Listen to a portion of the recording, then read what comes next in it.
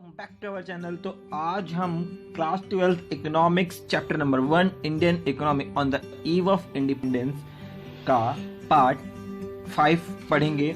अगर आप हमारे चैनल पर नए हैं तो चैनल को सब्सक्राइब करना ना भूलें and hit the bell icon ताकि आप हमारी आने वाली एजुकेशनल, मोटिवेशनल और जनरल नॉलेज वीडियोस की नोटिफिकेशन सबसे पहले पा सके। Let's start.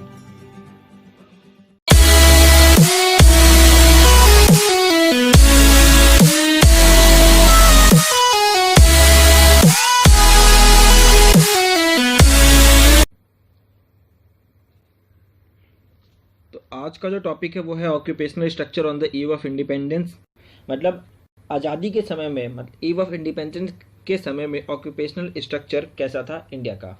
तो अगर आपने इससे पहले के पार्ट्स नहीं देखे हैं तो लिंक डिस्क्रिप्शन में अवेलेबल है, आप वहाँ से जाके इन पार्ट्स को देख सकते हैं।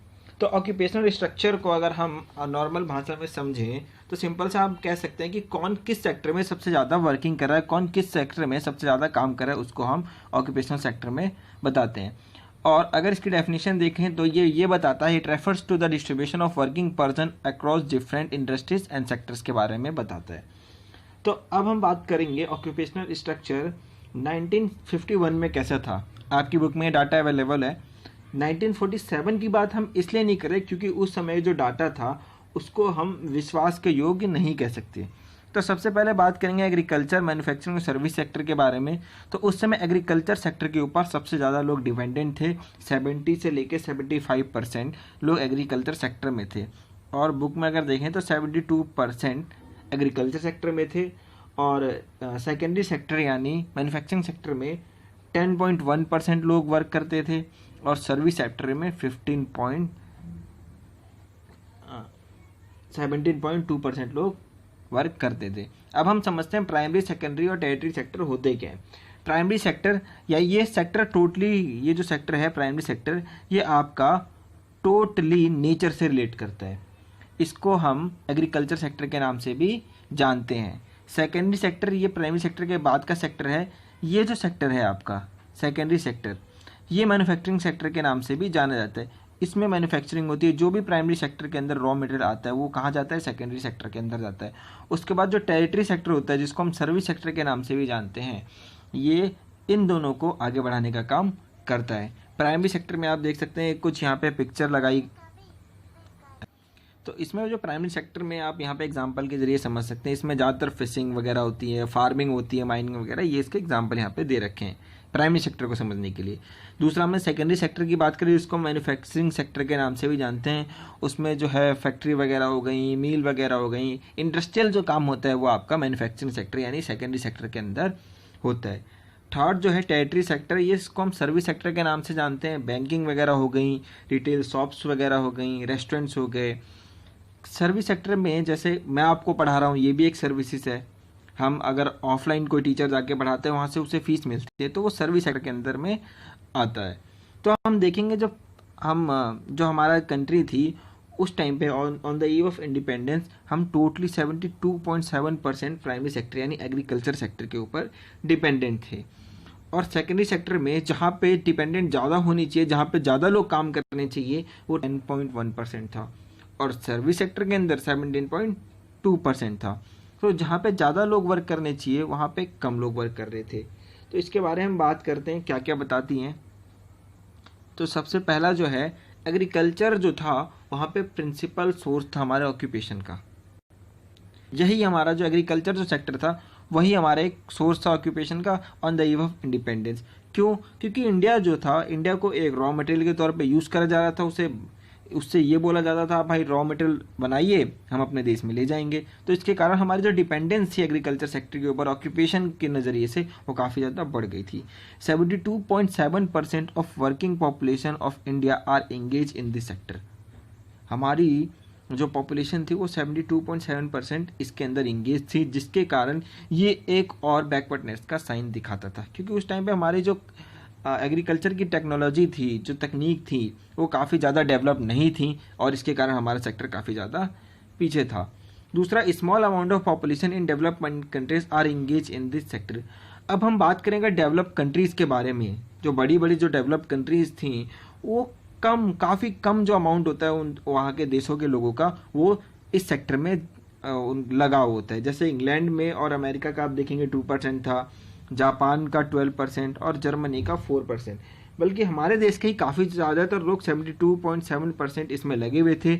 वर्किंग इतनी नहीं थी, काफ़ी इनकम उनको बहुत ज़्यादा कम होती थी, और रॉ मटेरियल, बेसिक सी बात है, रॉ मटेरियल इंग्लैंड भेजना होता था, इसलिए हम जो क्या करते थे, इसमें ज़्यादा से ज़्यादा लोग लगे हुए थे, बाकी अदर सेक्टर की तरफ ध्यान नहीं दे रहे थे, इसलिए ऑक्यूपेशनल सेक्टर भी काफ़ी ज़्यादा पीछे था। अब हम बात करेंगे इंडस्ट्रियल सेक्टर के ऊपर। तो इंडस्ट्रियल सेक्टर जो था वो एक ब्लीक सोर्स था ऑक्यूपेशन के लिए, आप कह सकते हैं इनसिग्निफिकेंट सोर्स था ऑक्यूपेशन के लिए। तो इसमें क्या होता था, मतलब हम कह सकते हैं महत्व ही नहीं था इंडस्ट्री सेक्टर का।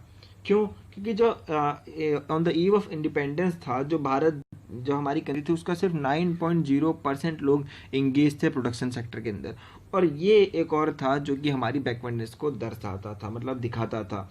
आप देखेंगे काफ़ी ज़्यादा लोग इसके अंदर, सेकेंडरी सेक्टर के अंदर बहुत सारी होती है, जैसे आपका जो हाउस बनता है, मतलब भवन का निर्माण होता है, बहुत सारी चीज़ें होती हैं इसके अंदर, और जिसके कारण हम जो है काफ़ी ज़्यादा नीचे की तरफ गिर रहे थे सेक्टर के अंदर, क्योंकि 9.0% लोग ही सिर्फ इसके अंदर इंगेज थे।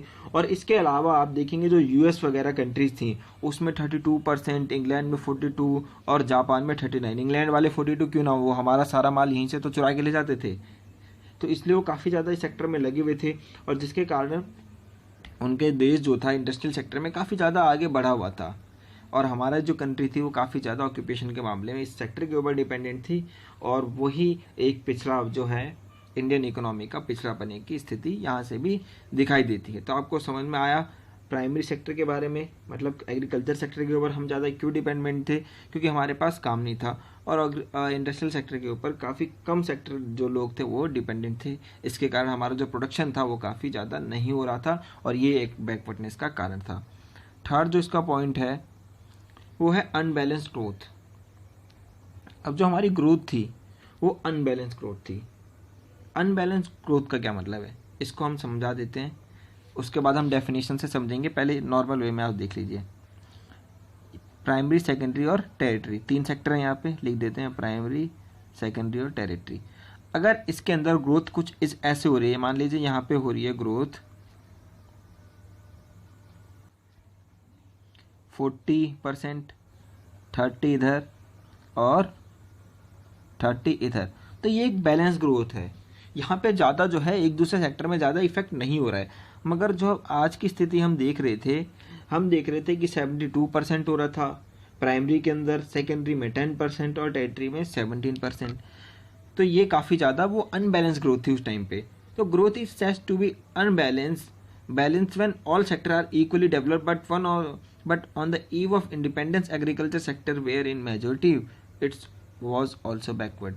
तो सिंपल सी बात है, जब ग्रोथ तीनों सेक्टर की इक्वली होगी, है ना, इक्वली होगी, बैलेंस्ड होगी, तो उसको हम बैलेंस ग्रोथ कह सकते हैं। मगर आज़ादी के समय में on the eve of independence agriculture sector जो था हमारा वो काफ़ी ज़्यादा उसको मेजोरिटी मिली हुई थी, जिसके कारण ये हम जो है बैकवर्ड की तरफ जा रहे थे।